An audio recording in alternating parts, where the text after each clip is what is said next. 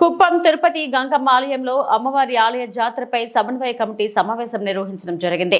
సమావేశంలో మాట్లాడిన ఎమ్మెల్సీ కంచల శ్రీకాంత్, కూటమి ప్రభుత్వంలో మొట్టమొదటిసారి నిర్వహిస్తున్న తిరుపతి గంగమ్మ జాతరను అత్యంత వైభవంగా నిర్వహించాలన్నారు. సీఎం చంద్రబాబు ఆలయ అభివృద్ధికి 8.70 కోట్లు మంజూరు చేయడం జరిగిందన్నారు. వచ్చే జాతరలోపు ఆలయాన్ని అద్భుతంగా నిర్మిస్తామని అన్నారు. గత 5 ఏళ్లలో ఆలయానికి వచ్చిన వివరాల ప్రస్తుత పాలక మండలికి తెలియజేయాలని తెలిపారు. విరాళాల్లో ఎక్కడైనా లోటుపాట్లు ఉంటే విచారణ జరపాలని అధికారులకు సూచించారు. ఆలయ అభివృద్ధికి అన్ని విధాల సహాయ సహకారాలు అందిస్తామని తెలిపారు. భక్తులకు ఎటువంటి ఇబ్బందులు లేకుండా సంబంధిత అధికారులు చర్యలు తీసుకోవాలన్నారు. వాళ్ళందరూ కూడా చంద్రబాబు నాయుడు గారి ఆధ్వర్యంలో అద్భుతంగా జరిగింది జాతర అని చెప్పుకునే విధంగా చేసేదానికి అందరూ సహకరించాలని చెప్పేసి మనస్ఫూర్తిగా కోరుకుంటున్నాం. అలాగే చంద్రబాబు నాయుడు గారికి మనస్ఫూర్తిగా ధన్యవాదాలు తెలియజేస్తున్నాం. 8,76,00,000 రూపాయలు ఈ టెంపుల్ డెవలప్మెంట్ కోసం శాంక్షన్ చేయడం జరిగింది. ఈ జాతర అయిపోయిన తర్వాత ఒకసారి కూర్చొని దాన్ని 2 ప్లాన్స్ అనేది ఇవ్వడం జరిగింది. అది ఏసీ గారికి కూడా మేము తెలియజేసాం, అలాగే సిఈ గారికి కూడా చెప్పుకున్నాం.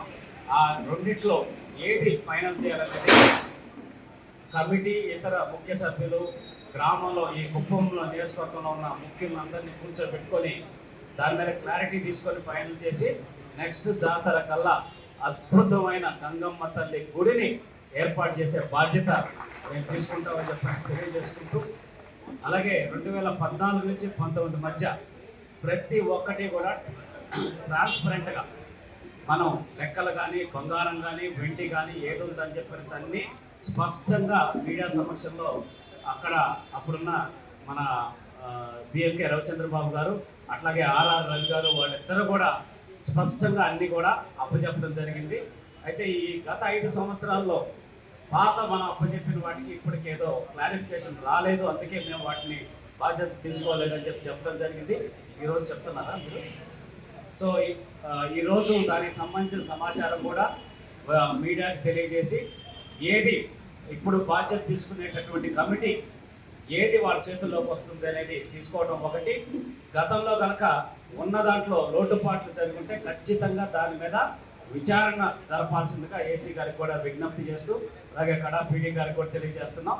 100% ఏదైనా రాజ్ కుమార్ గారు అట్లాగే పిఎస్ మురత్ర గారు ఇద్దరు చెప్పారు. ఎందుకంటే వాళ్ళు చెప్పటం అది అందంగా ఉంటుంది, న్యాయంగా ఉంటుంది. ఎందుకంటే గత 30 సంవత్సరాలుగానో ఆ కార్యక్రమాన్ని చూస్తూ నిర్వహిస్తూ వాళ్ళు పుట్టి పెరిగినప్పటి నుంచి చూస్తున్న అంశం. నేను లాస్ట్ ఇయర్ ఒక్కసారే నేను చూడటం జరిగింది. ఆ రోజు నిజంగా ఈ రోడ్డు అంతా నన్ను రక్తంలో నడిపించారు. కొట్టడం, రక్తం పెట్టడం, బట్టలు మొత్తం రక్తం మయం అయిపోయింది. అంటే జాతర ఇలా కూడా జరుగుతుందా అని చెప్పనేసి అనిపించింది. అయితే నిజంగా అంతే భక్తిభావంతో రేయింబౌళ్ళు ఎంతోమంది కష్టపడి ఆ కార్యక్రమాన్ని అప్పుడు నిర్వహించారు. అయితే దానికి మించి తెలుగుదేశం పార్టీ అధికారంలో ఉన్నప్పుడు చంద్రబాబు నాయుడు గారు ముఖ్యమంత్రిగా ఉన్నప్పుడు ఇంకా అద్భుతంగా జరిగిందని నాకు చాలామంది చెప్పడం జరిగింది. గత 5 సంవత్సరాల్లో పూర్తి స్థాయిలో ఆ కార్యక్రమాన్ని నిర్వహించలేదని, ఈసారి కూటమి ప్రభుత్వం వచ్చిన తర్వాత జరుగుతున్న మొట్టమొదటి జాతర చంద్రబాబు నాయుడు గారి గౌరవాన్ని పెంచే విధంగా అత్యద్భుతంగా నభూతో నా భవిష్యత్ అనే విధంగా ఈ కార్యక్రమాన్ని నిర్వహిస్తాం. దానికి మీ అందరి సహాయ సహకారాలు, ఇక్కడ ఉన్నటువంటి పెద్దల సహాయ సహకారాలు అన్నీ కావాలి. అన్నిటికీ మించి చంద్రబాబు నాయుడు గారు, మేడం గారు ఈ కార్యక్రమానికి, జాతర కార్యక్రమానికి వస్తారు. ఏ డేట్ అనేది ఇవాళ రేపట్లో క్లారిటీ వస్తుంది. మనకి 2 డేట్లు ప్రపోజ్ చేయడం జరిగింది, 16 కానీ 21 కానీ. సో రెండిట్లో ఏదనేది ముఖ్యమంత్రి గారు నిర్ణయం తీసుకొని మనకి రేపట్లో క్లారిటీ వస్తుంది. 16వ తారీఖు అయితే ఏ విధంగా ప్లాన్ చేసుకోవాలి, 21 అయితే ఏ విధంగా ప్లాన్ చేసుకోవాలనేది ఒకసారి డిపార్ట్మెంట్ మనం అందరం కూర్చొని ఒకసారి డిస్కస్ చేసుకుందాం. సో అట్లాగే 100% ఇక్కడున్న మరీ ముఖ్యంగా ఈ దేవస్థాన పాలక మండలి ఎవరైతే ఉన్నారో వాళ్ళందరూ ఒక్కొక్కరు ఒక్కొక్క బాధ్యత తీసుకొని ప్రత్యేకంగా ప్రతి చిన్నదానికి కూడా ఒక కమిటీ లాగా వేసుకొని మిగతా నాయకులను కానీ, మిగతా ముఖ్యమైన దీంట్లో అనుభవం ఉన్న వాళ్ళని, దీంట్లో పార్టీలనే కాదు దాని పరంగా అనుభవం ఉన్న వ్యక్తుల్ని కమిటీలాగా వేసుకొని మన ప్రభుత్వ హయాంలో బాధ్యతల మీద చర్యలు కూడా తీసుకోవాలని చెప్పనేసి అందరికీ విజ్ఞప్తి చేస్తూ ఆ గంగమ్మ తల్లి ఆశీస్సులతో మనందరం ఈ కార్యక్రమాన్ని అద్భుతంగా నిర్వహించి ఇక్కడికి వచ్చే భక్తులందరికీ ఎటువంటి ఇబ్బందులు లేకుండా కూడా మంచిగా చేసి వాళ్ళకి దర్శనం కానీ మిగతా వసతులు కానీ అన్ని ఏర్పాటు చేసి పంపే విధంగా చేయాలని చెప్పి తెలియజేస్తున్నాం. అట్లాగే ఈరోజు టెంపుల్ ఎదురుగా అక్కడ ఉండేటటువంటి పొంగళ్ళు పెట్టుకునే ప్రాంతానికి వసతి ఏర్పాటు కోసం ఒక బిల్డింగ్ని తీసుకోవడం జరిగింది. బిఎంకే రవిచంద్ర బాబు గారు దానికి చాలా కృషి చేశారు. వాటిని మనస్ఫూర్తిగా అభినందిస్తున్నాం. దానికి సహకరించిన ఆ బిల్డింగ్ ఓనర్కి ఇతర వ్యక్తులందరికీ కూడా ధన్యవాదాలు తెలియజేస్తూ భూదానం పేరుతోటి దానికి కూడా ఒక కాన్సెప్ట్ని దాన్ని టెంపుల్ కమిటీ తరఫున అందరూ నిర్వహిస్తున్నారు. దాన్ని చైర్మన్ గారు మీ అందరికీ వివరిస్తారు. దాంట్లో కూడా దాతలందరూ సహకరించి ఘనంగా ఈ కార్యక్రమం చేసేదానికి సహకరించాలని మనస్ఫూర్తిగా కోరుకుంటూ ఈ కార్యక్రమానికి వచ్చిన పెద్దలందరికీ అధికారులకు అందరికీ పేరు పేరున మనస్ఫూర్తిగా శిరస్సు వచ్చి ధన్యవాదాలు తెలియజేసుకుంటూ మొత్తం కూడా అప్పుడు దాతలు కూడా గుడి కట్టడానికి వెంటనే ఒక్కొక్క ₹1,00,000 50,000 డిపాజిట్ చేసి అది మనోహర్ సార్ ఇచ్చేసి ₹1,00,00,000 వేశారు. అది కూడా మా మీద తినేసామని మా మీద కూడా కేసు పెట్టారు. సో దాని గురించి మేము కాంట్రవర్సీ ఏముండదు. ఇప్పుడు మేమే అడిగేది ఏమంటే 2019 నుంచి 2024 గవర్నమెంట్ వచ్చేంత వరకు ఈఓ గారికి మీకు హ్యాండ్ ఓవర్ చేసి ఉంటారు. 2019లో ఎంత ఇచ్చారు అప్పుడున్న గవర్నమెంట్, 2019 నుంచి 24 మీకు హ్యాండ్ ఓవర్ ఎంత చేశారు, మళ్ళీ 24 నుంచి మళ్ళీ మీరు ఇంత నగలు ఇంత డబ్బులు ఇవన్నీ ఉన్నాయని ఇప్పుడున్న కమిటీకి హ్యాండ్ ఓవర్ చేస్తే మళ్ళీ రేపటికి వాళ్ళు ఇప్పుడు కమిటీ 2 సంవత్సరాలు ఉంటుంది, 3 సంవత్సరాలు ఉంటుంది, రేపటికి ఓవర్ చైర్మన్ అయినారు. ఆయన అయినప్పుడు ఆయనకి మళ్ళీ హ్యాండ్ ఓవర్ చేయాలి. కాబట్టి పూర్తి వివరాలతో ఎందుకు చెప్తున్నానంటే గవర్నమెంట్ వచ్చిన తర్వాత కూడా ఈ రేక్ షెడ్ లో ఉండింది. అక్కడ ఏమీ లేకపోతే మేమున్న వాళ్ళందరూ చేరి డిఓ గారిని కూడా పిలిచి షెడ్ వేసి ఒక ఆఫీస్ రూమ్ కట్టి అద్భుతంగా ఉంటే బాగుంటుందని చెప్పి ఇక్కడ ఉన్న దేవుని తీసుకెళ్లి అక్కడ గుడిలో పెట్టాం. అంటే 3 నెలల్లో 12 రోజులు, 3 నెలల్లో 12 రోజులకి ₹13 లక్షలు అంటే ఇంచుమించు 13 లక్షలు 66 గ్రాములు అంత సంథింగ్ ఉంటుంది. అన్ని గ్రాములు బంగారు ఇవన్నీ డబ్బులు వచ్చినప్పుడు మిగతా ఉన్న డబ్బులు ఎక్కడికి పోయింది అనేది ఆయన వాదన.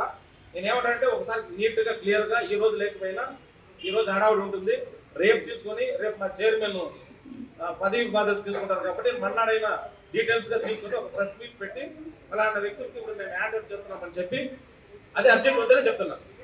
ఈ రోజు వద్దు, రేపు వద్దు, ఇల్లు అపాతరమైనా ఒక రోజు నీట్గా కూర్చొని వాళ్ళు మనకి ఎంత ఇచ్చారు, 2019 మేము ఎంత ఇచ్చాం, వాళ్ళు ఎంత ఇచ్చారు, రెస్కో కరెంట్ బిల్ ఏమైనా కట్టారా, ఇవన్నీ డీటెయిల్స్గా మనం ఒక రోజు కూర్చొని ప్రెస్ మీట్కి ఎందుకంటే వాస్తవాలు తెలియాలి కాబట్టి ప్రెస్ మీట్ చెప్పి ఆ రోజు చేస్తే సరిపోతుంది.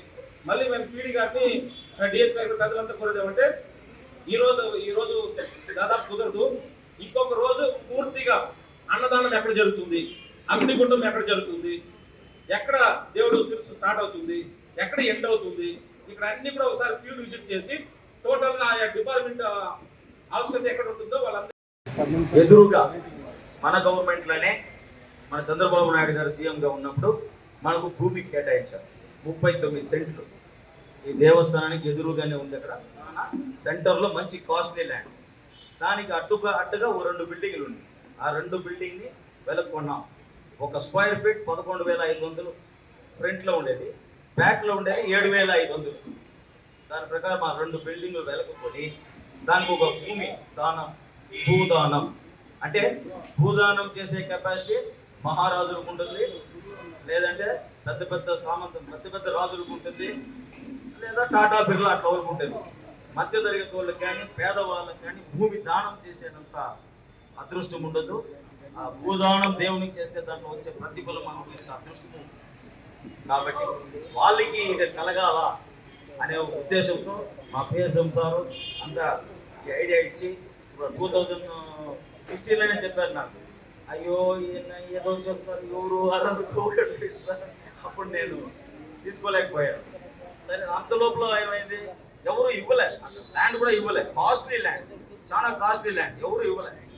ఇప్పుడు ఏమైందంటే ఒక రావుకాలం సీన అంటారు, రావుకాలం సీన నా చిన్ననాటి స్నేహితుడు, ఇక్కడ గుళ్ళో పూజారిగా ఉంటాడు, అతను బిల్డింగ్ అది అతను ఇచ్చాడు. ఖాళీ ₹2.5 లక్షలు అడ్వాన్స్ తీసుకొని 60 లక్షల బిల్డింగ్ని హ్యాండ్ ఓవర్ చేశాడు. డెమాలిష్ చేసుకోమని చెప్పాడు. 60 లక్షలు దాని రేట్. అదే ఇంకోటి ఆనుకో ఉండేది 27.5 లక్షలు. ఆయన ఒక్క రూపాయి తగ్గితే కూడా బిల్డింగ్ నేను ఇవ్వనన్నాడు.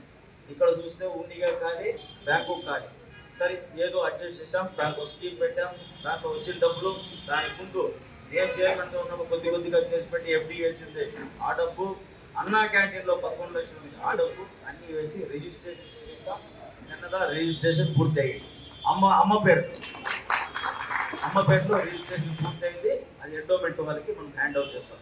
తర్వాత ఈ 39 సెంట్లు ఈ 5 ఏళ్ళు ఏమైందంటే దేవాదాయ శాఖ పేరు కూడా మార్చేశారు.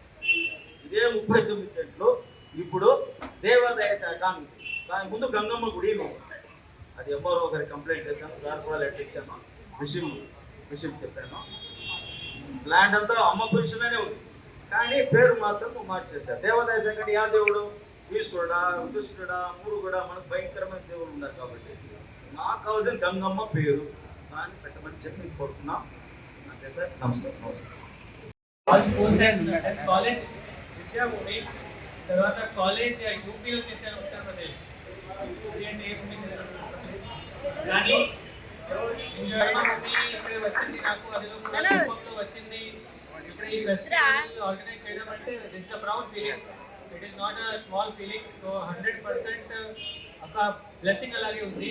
అదే అడుగుతున్నాను అంటే ఏ రోజు మ్యాక్సిమం బ్లెస్సింగ్ వస్తుంది, 21st వస్తుంది మ్యాక్సిమం బ్లెస్సింగ్ అంటే ఓన్లీ రిక్వెస్ట్ అంటే కమిటీ పెంచుకొని ప్రాపర్లీ కండిషన్ చేస్తే బెటర్ ఉంటుంది. ఇంకా ఇది మీటింగ్ జరుగుతుంది కాబట్టి జస్ట్ మీకు చెప్పడానికి జస్ట్ ఒక స్మాల్ ఎక్స్ట్రా థింగ్. ఇప్పుడు జపాన్ దేశం తెలుసు, జపాన్ ఎంతమందికి తెలుసు? జపాన్